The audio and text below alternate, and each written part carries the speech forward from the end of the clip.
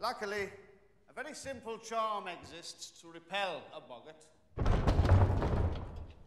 L'histoire Harry Potter de Rowling était un phénomène mondial, mais les livres ont gaspillé certains de leurs personnages les plus intéressants. Bien le bonsoir, mesdames et messieurs.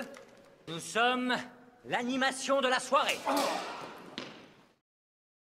Les livres ont été acclamés par la critique en 1997 et ont présenté le trio d'or, aux côtés d'une foule d'autres grands personnages. Harry, Ron et Hermione se sont révélés comme les meilleurs, les trois protagonistes racontant leur propre histoire de passage à l'âge adulte alors qu'ils sauvaient le monde sorcier. Naturellement, cela leur a permis de se sentir étoffés et accessibles. Malheureusement, tous les personnages ne s'en sortent pas aussi bien. Alors que des personnages majeurs comme Albus Dumbledore et Severus ont reçu un niveau d'attention digne de leur rôle, un nombre décent de personnages secondaires auraient pu jouer un rôle beaucoup plus important dans Harry Potter et sa fin. Certains d'entre eux ont été conçus pour des scénarios plus ambitieux qui ont ensuite été abandonnés ou ignorés, tandis que d'autres n'ont jamais eu le temps qu'ils méritaient au départ. Les films ont joué certains rôles tout en minimisant d'autres, cependant il restait évident que certains favoris des fans nécessitaient des parties plus importantes dans le matériel source.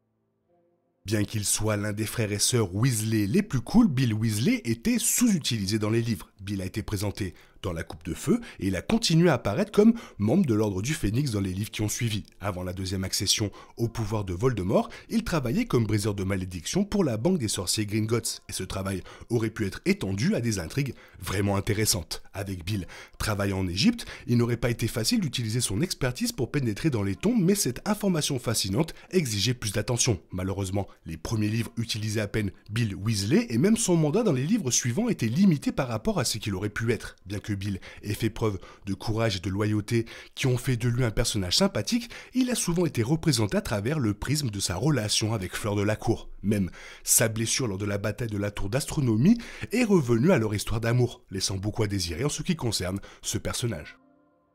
La mère de Nymphadora Tonks méritait plus d'attention dans les livres, surtout après le rôle qu'elle a joué pour amener Harry au terrier dans les Reliques de la Mort. Bien que Tonks ne soit pas l'un des personnages principaux, l'histoire de sa mère était suffisamment intrigante pour être développée. La mère de Tonks était un esprit libre, comme sa fille, et elle a eu l'audace d'épouser Ted Tonks, né Moldu, même si cela signifiait être renié par sa famille. La famille Black était connue pour de nombreuses raisons, tandis que de rares parvenus parvenaient à se faire une vie loin d'une sombre allégeance à Voldemort, comme Sirius Andromeda Black était l'une de ces parvenues et sa présence a donc été rayée de l'arbre généalogique des Black. Andromeda a élevé le petit-fils de Lupin et Tonks après leur mort lors de la bataille de Poudlard, et elle aurait donc vraiment pu recevoir un peu plus d'exploration sur la page.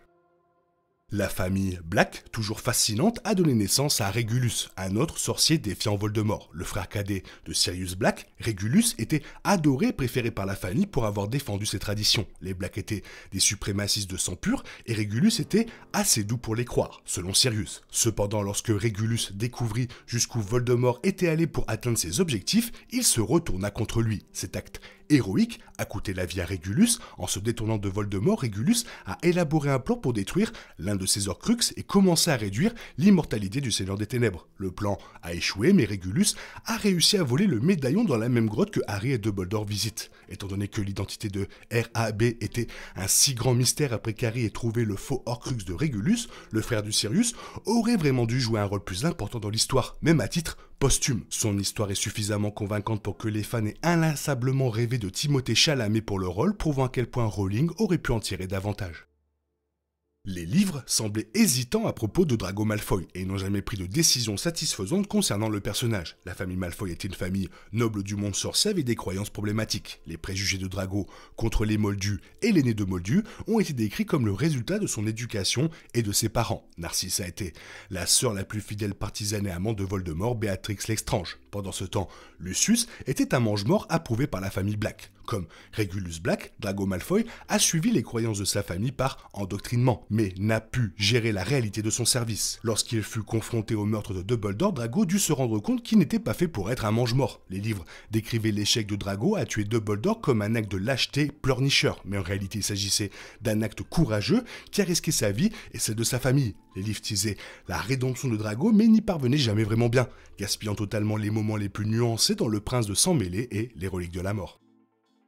Peter Pettigrew avait une importance considérable dans le récit, mais il a été progressivement éliminé à des moments où il commençait tout juste à paraître important. Même si Pettigrew n'était pas l'un des personnages les plus puissants, il était l'un des plus mémorables. Peter est le maraudeur le plus détesté, mais le traître qui a passé des années déguisé en rat possédait l'un des plus grands potentiels de l'histoire. L'ex-maraudeur a passé une grande partie de sa vie adulte à se faire passer pour le rat domestique de Ron Croutard, attendant son heure jusqu'à ce qu'il puisse retrouver Voldemort après avoir trahi ses amis les plus proches. Malheureusement, les motivations, les sentiments de Pettigrew à propos de tout ce qui s'est passé dans son passé n'ont pas été explorés suffisamment en profondeur. Les livres suggéraient qu'il avait peur de Voldemort, mais il a attendu des années pour ramener l'océan des ténèbres à la vie. Pettigrew a même bloqué le Choixpeau pendant 5 minutes avant d'être réparti à Gryffondor, prouvant à quel point son personnage était moralement conflictuel et complexe. Il avait besoin d'un rôle plus important dans l'histoire, qu'il s'agisse d'un acte de rédemption ou d'un énorme acte de loyauté envers Voldemort. Il aurait également dû revoir Sirius ou Lupin après le prisonnier d'Azkaban.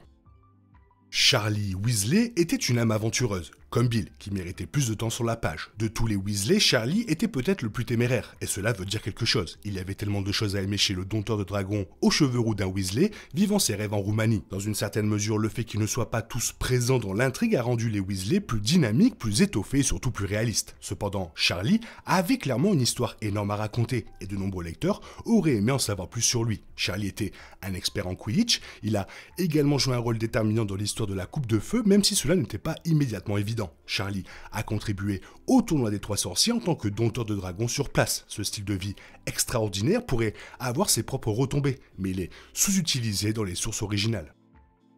Rémus Lupin était l'un des meilleurs personnages, et c'est dommage que les livres n'aient pas permis au lecteur de passer plus de temps avec lui. Lupin était un favori des fans car il était l'un des meilleurs loups-garous du genre fantastique dans une longue lignée de représentation. Le loup-garou est une institution littéraire et mythologique, et Rémus Lupin a contribué à confirmer que n'importe qui, même un loup-garou, pouvait être un véritable héros. Ce message était important pour quiconque luttait contre sa nature d'une manière ou d'une autre. Ce maraudeur lycanthrope était l'avatar du loup-garou, seul Fenrir se démarquant pour représenter la bête mythique.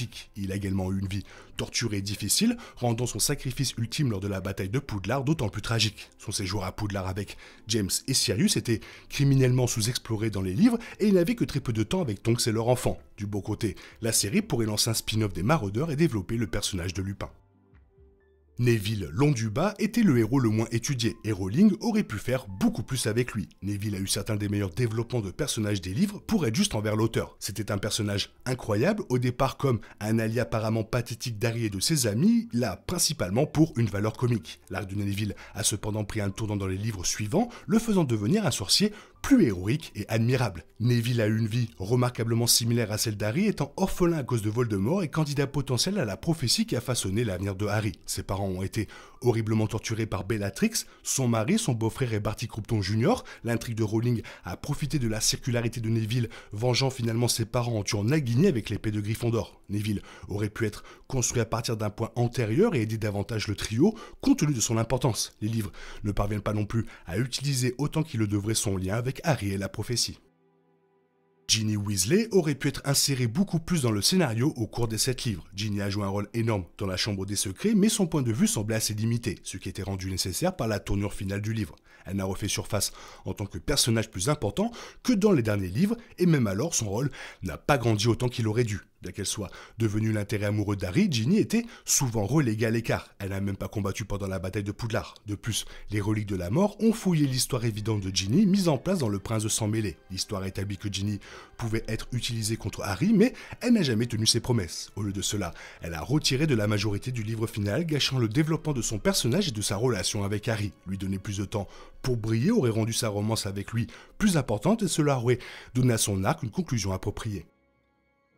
Une grande partie des fans aimeraient en savoir plus sur Sirius Black. Sirius est peut-être le maraudeur le plus tragique. Bien que James soit mort pour sauver son fils, les lecteurs n'ont jamais appris à le connaître comme ils ont connu Sirius. Ce personnage appartenait à ce qui ressemblait à une époque mystique de Poudlard, empreinte d'émerveillement, de joie et de mystère. Tandis que Rowling n'a jamais écrit le spin-off Maraudeur, il existe des fanfictions qui fournissent l'histoire préquelle que beaucoup désirent. Cette sous-section du fandom prouve à quel point il y avait encore de la vie dans le personnage de Sirius Black avant sa mort prématurée. C'était déjà assez grave pour Harry de perdre ses ses parents, sans parler de son parrain. Bien que la mort de Sirius ait servi à quelque chose dans l'arc de Harry, cela aurait été bien de le voir davantage avant qu'il ne périsse, en fin de compte.